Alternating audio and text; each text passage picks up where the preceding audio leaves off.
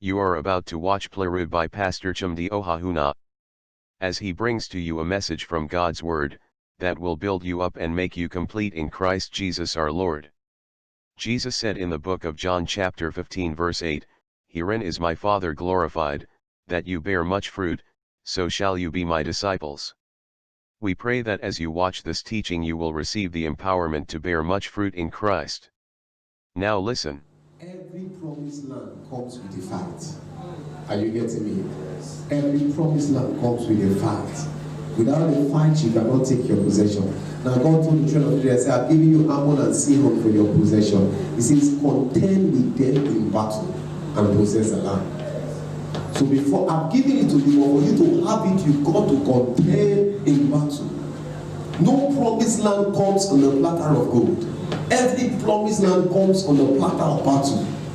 It is how much you can fight that determines how much you can get. That's why Caleb, even at the age of 84, he went to meet Joshua and he told him, "I am 4 and 4, which is what? 84. He said, "And I still have the strength of a youth." He was 84 years old.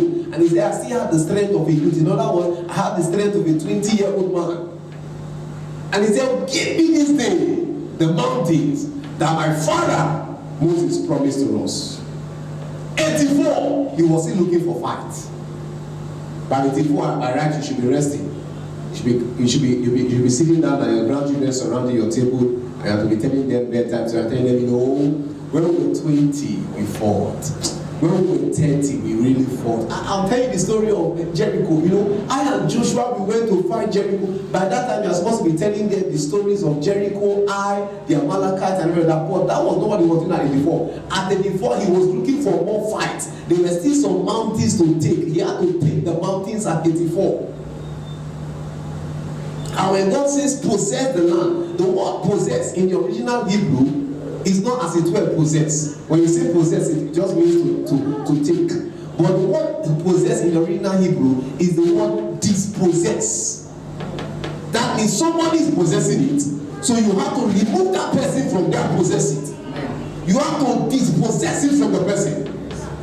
So there is no promised land without a fight. And there is no promised land without a dispossessing act. You must be ready to dispossess the people taking your territory. Are you getting it? Yes. Because in every territory there are territorial demons. In every territory there are territorial forces. In every territory there are giants. So you must be ready to deal with the giants. For some of the giants, they may be killed. Some others, they may be given jobs to do. They may be cutters of wood. They may be fetchers of water. But at the end of the day, you have to fight a fight to possess your possession. It will not jump on your palm. You have to possess it. And so I came to understand that what I've been going through is because I'm in my promised land. Amen. Joshua had to keep fighting. He had to do a back-to-back fight. I think I'll just read through so we see the way he was fighting. If there was no break in the fight, I came back from there and I told Mom, I said, "Man, I saw something in Joshua." I was in the throne and I was reading Joshua chapter 10 because I've been reading these things gradually from Joshua chapter 1. When I'm a little free, I read. It was in Joshua chapter 6. I saw when the Lord said, and as they entered into the land and they ate the dry corn, the manna ceased. And then I knew the Lord was telling me that the moment we start eating the dry corn in this land, we will not need to touch manna any longer. But after the dry corn, there is something. It is called the milk and honey. I know where we are in now. We are in the dry corn, but there's something called the milk and honey, and we'll get there. But that's not the main thing here, and we're getting it tonight. And I began to read and I said, wow, this is the reason. Joshua had to do back-to-back fight. As he's finishing one, he's entering another. As he's finishing one, he's entering another. It was a fight and fight and fight. Because for you to take your possession, you've got to fight like fight. You've got to fight like fight. You can't just take it like that. You can't just have it like that. The devil is going to fight you from all corners. Left, right, center, up, down, he will fight you. He will use unbelievers, he will use Christians, he will use everybody to fight you. But if you are not ready to continue your fight, you will lose your promised land. The children of Israel had to keep killing and fighting. Amen. Amen. And so we must be ready for all fights. Are we together? Yes. While we are settling one, another one is coming. That's what we've been experiencing. There are more fights that will come. But we must be ready to win. Amen. Praise the Lord forever. Joshua chapter 10. I'll make you understand something. You are in a very sensitive environment. You are in a church with an assignment. The devil has been afraid of this ministry from inception, and he's still afraid. Are you getting me? Yes. He's afraid of it anywhere it goes to. So you have to fight. The devil is going to fight you, you have to fight back. Amen. The devil will fight with disloyalty, you have to fight back. And show you are not disloyal. The devil will fight you with stupid ideas, you have to fight those ideas away. Joshua chapter 10. Let's start reading from verse 1. I'm reading, I'm using the ISV, so it will be very easy. Amen. It says, King Adoni-Zedek of Jerusalem eventually heard how Joshua had conquered Ai. You see, every of the conquest, every of the victory Joshua had, he didn't have to announce it. Are you getting me? Yes. The next king we hear that he had dealt with somebody. And that's the time, truth will reveal itself. And then the publicity will grow bigger. So every time Joshua killed one king, he fought one nation, he didn't have to announce it. They announced it. The next king said, oh, you did hear what Israel did to Ai? The king of Ai, when they heard of Israel, they said, did you hear what Israel did to Jericho? So it was their past victory that we're announcing them.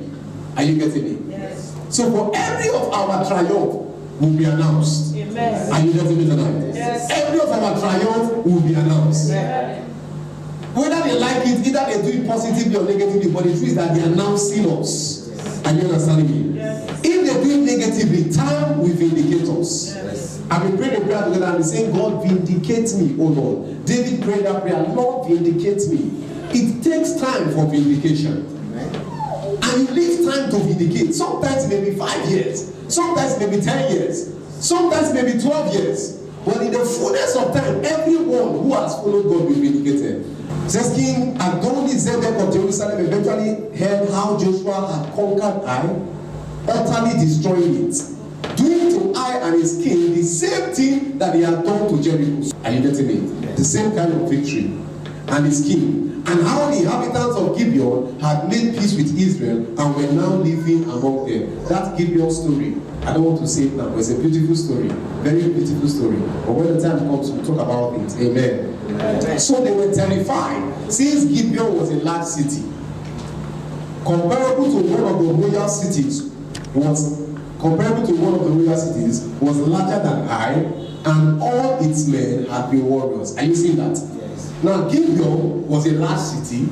All the men of Gibeon were warriors, but Gibeon had to go and make peace with Israel because of what they had heard Israel did to Ai. What Israel did to Jericho. They said, no, we can't fight these people. Though we are warriors, we can't fight them. Let's go and make peace. And you get it tonight. Yes. So King Adoni-Zedek of Jerusalem sent word to King Horam of Hebron, King Piram of Jarmuth, King Japhia of Lachish, and King Debi of Eglon. He told them, come over and help me, and let's attack Gibeon, because it has made a peace treaty with Joshua and the Israelites. You see that? Yes. Say, come, let us attack Gibeon, because Gibeon has made a peace treaty with Joshua and the Israelites. Now, because Gibeon made up their mind to make peace with the children with Israel, these 5 kings say, let us attack Gibeon. Why will Gibeon go and make peace? That's what happens when you understand what I'm saying. You understand what I'm saying? When you choose to follow this anointing, when you choose to make peace with this anointing, and then other people come and start attacking you and say, why should you follow this anointing? Why should you love this man of God? I believe some of us might have gone through it in this church, but this is what Gibeon went through. And then the Bible says, so the 5 kings of the Amorites, the king of Jerusalem, the king of Hebron, the king of Jarmuth, the king of Lachish, and the king of Eglon gathered their armies together and advanced with all their enemies towards Gibeon, camped there, and laid siege to it. The Gibeonites sent word to Joshua at his camp in Gilgal. Don't abandon your servants. Listen to me very well. There's something about loyalty. There's something about submission. The Gibeonites, they went about submission and loyalty in the wrong way because they did it deceitfully. Let me just quickly tell you the story. When the Gibeonites had heard what Joshua had done to, what the children of Israel had done to Ai and to Jericho, they disguised themselves to be beggars. Are you getting me? Yes. So they wore beggarly clothes, and they came to the Israelites and told the Israelites, we are coming from a far country, and we have heard of what you are doing, so we have come to make peace with you. Let us be your servants. And then the children of Israel made an agreement with them for peace. After they made an agreement with them, they discovered that these people were just their neighbors. Ash! And then the elders of Israel and the whole Israelites came and said, what did you do, Joshua? What did the people of Israel do to make peace with these people? At that time, Joshua had given his word, and the Bible talks about in the book of Proverbs, it says, who is it that shall ascend to the holy hills of the Lord? Who is it that shall stand before a prince? And he says many things. Said one of them is a man that sweareth to his own hurt. So when you give your word is your bond. And that is one thing with the leaders in the Old Testament. Their words with their bonds. And then Joshua said, we and the elders of Israel have already made a peace agreement with the Gibeonites. We cannot break it. There's nothing we can do. They have deceived us, but we cannot break it. And in that anger, Joshua said something. He said, Gibeon, you have deceived me. He said, but this is what you are going to do. You are going to stay in this land. We will not kill you, but you will be what? You will be cutters of wood and fetchers of water. You have to curse them. Till this day, the Gibeonites, they are hewers and cutters of wood, and they are fetchers of water. They are slaves for life. They had to mortgage their freedom for their life. They chose to be slaves. Sometimes you may have to mortgage your freedom just to have your life. How many people don't understand that? My secondary school principal will say something. He will say, man is born free, but everywhere in chains. There is no freedom. Real freedom is freedom with bondages. In other words, freedom with boundaries. That's why a lot of youths are fooling themselves. Because as you grow older in life, you discover that there is really no freedom. True freedom is putting boundaries around yourself. And so they chose to have their life at the expense of their freedom. And it works for them. Yes, they may be hewers of wood. Yes, they may be fetchers of water, but at least they have their life. Sometimes you may just have to be a hewer of wood, a cutter of wood, and a fetcher of water just to stay alive. It's better to stay alive being a fetcher of water than to be dead being a lord of your own. And so they sent message to Joshua. They said, Joshua, don't abandon us. We are your servants. Don't abandon your servants. Come quickly, save us and help us. Because all of the kings of the Amorites who live in the hill country have attacked us. 5 kings came together to attack just one Gibeon. Because they submitted to Israel. Listen to me very well. When you submit to an anointing, when you say, I love this man of God, I believe in him, I want to serve the anointing of God upon his life. He may be a small boy, he may be an old man, but you say, I want to serve this anointing. Let me tell you the first thing that will happen to you. Kings will come against you. Yes. You should expect attacks. That's why whenever I give people responsibilities in church, the next thing I tell them is, from my experience in ministry, the moment I give you responsibility, the next thing you should expect is attacks. When I gave those 2 ladies responsibilities, I told them expect attacks, and they did not be able to handle the responsibilities. I tell you the truth, because if I don't tell you the truth and it happens, what will you say? So I tell you expect attacks. And the moment I give you responsibility in church, I tell you expect, and the attacks always come. You must be strong enough to withstand it. But if you are not strong to withstand it, all you need to do is to call upon the anointing that is over you to withstand it. Look at what the Gibeonites did here. They had submitted to the Israelites, and when the 5 kings came against them, they didn't have to start fighting. Some of the times we try to fight these battles, we don't need to fight them. What did they do? Israel, Joshua, we submitted to you, and that's why they are attacking us. Come and save us. So when you come into a spiritual atmosphere, when you come into a church, and then you are suddenly submitting yourself to the anointing of God there, and people begin to fight you, kings begin to come against you, you don't need to fight the people back. Go to that anointing and tell the anointing, please fight for me. Yes. That's the way it works. If you try to fight the people back, you die for nothing. So Joshua went up from Gilgal along with his entire fighting force of mighty warriors with him. The Lord told Joshua, don't fear them. Don't what? Don't what? There's one thing I want you to hear tonight, and it's a very powerful one. God told Joshua in Joshua chapter 1 verse 5 also, he said, be thou strong and be of good courage. In verse 7 again, thereabout of verse 8, he told him again, be thou strong and be of good courage. Why did God keep reiterating the word, be thou strong and be of good courage? Because he knew what was ahead of Joshua. Joshua was going to have a lot of fights to fight. And for you to win those battles, son, you have to be strong. You have to be of good courage. Chicken heart don't take it. Only the lion heart can take the lion's share. Only the brave heart can take the great results. So God started telling Joshua right from when he was anointed to take over Moses. God told him, as I was with my servant Moses, so I shall be with you. And there shall no man be able to stand before you. Only be thou strong and be of good courage. Joshua did not understand. God was telling him, be strong and of good courage. Joshua said, amen. But God says, I know what is ahead of you. You've got a lot of fights to fight. Your sword is going to swindle over and over. You are going to bring blood through your sword. And you will face some battles at the point in time you'll be afraid and wonder whether you can make it. But he said, be strong and be of good courage.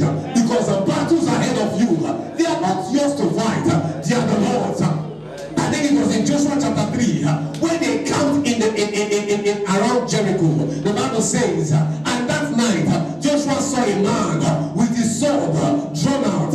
And he went to meet the man. And he asked the man, are you for us? Are you against us? And the man looked at him and he said, I am the leader of the host of angels of the armies of the Lord. And Joshua said, yes, welcome on board. Joshua knew that in this fight I am not alone. I have the captain of the host of angels fighting with me.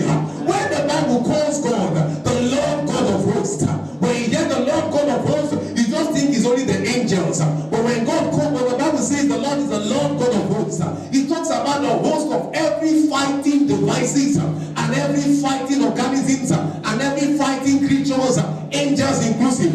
So when God calls himself the Lord of hosts, he says, I call myself the Lord of the beasts. I call myself the Lord of the locusts. I call myself the Lord of the cankerworms. I call myself the Lord of the angels. I call myself the Lord of the palmer worms. I call myself the Lord of the hornets. I can use anything to fight. I can use nature to fight for you. I can use angels to fight for you. I use everything and anything to fight. Yes. So when Joshua saw the man, let me let you understand something. That man he saw was not an angel. It was Jesus himself. Yes. Because Jesus is the captain of the host of heaven. So he saw Jesus.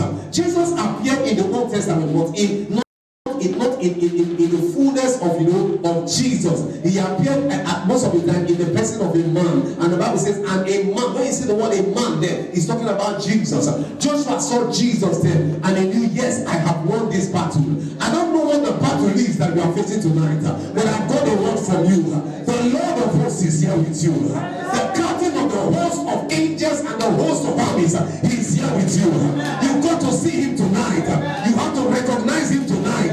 I don't know what your battles are, but because you have the captain here with you tonight, you are sure to win your battles. Your battles cannot win you. You will win your battles. Can I hear you shout amen? The Lord told Joshua, don't fear them, because I have handed them over to you. Not one of them will withstand you. When they come in one way, they will flee in 7 ways. When they come in like a flood, the Spirit of the Lord will raise a standard against them. And all night march from Gilgal. Through the night, they marched from Gilgal. Joshua attacked them by surprise. Now, one of the strategy of battle is the strategy of surprise. Right, we throw him off the balance. Yes. The reason why most of us lose our battles is that we are too predictable.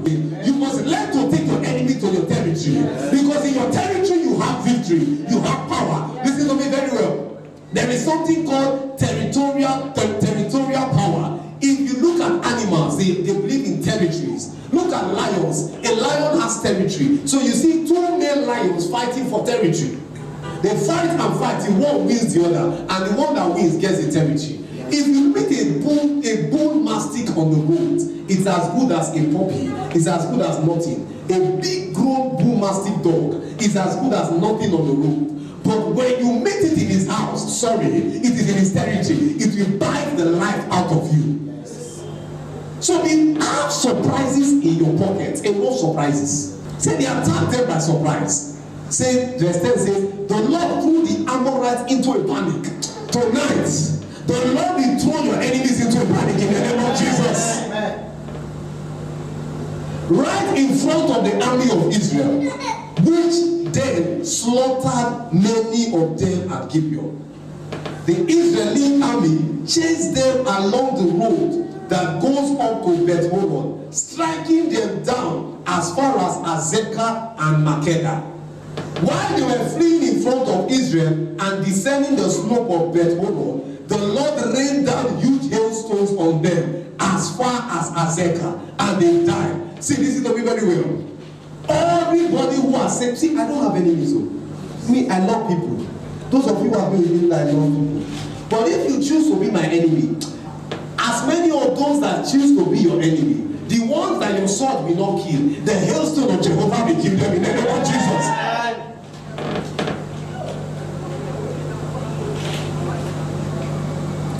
More died because of the hailstones than were killed by the Israelites in the battle.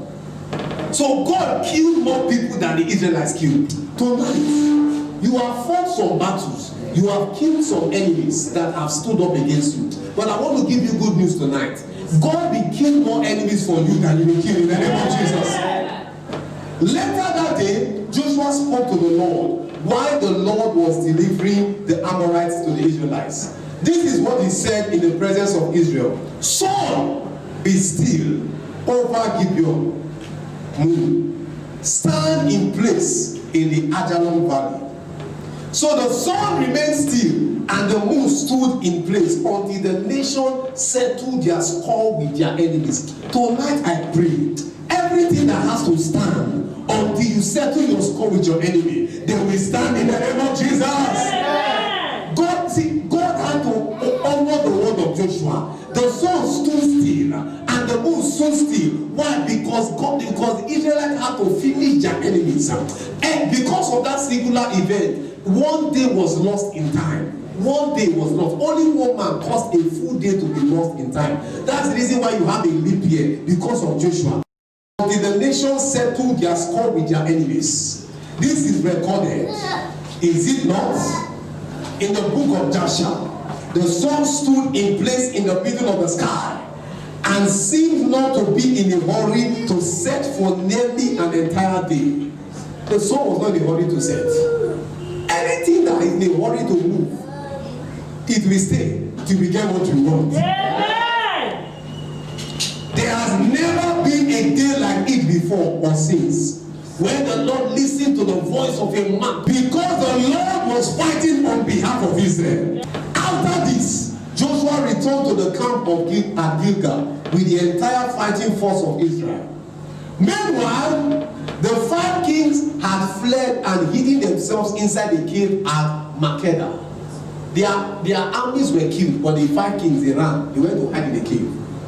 Joshua was informed the 5 kings have been discovered hiding in the cave at Makkedah. So Joshua gave an order. Roll large stones up against the mouth of the cave and assign men to stand guard there.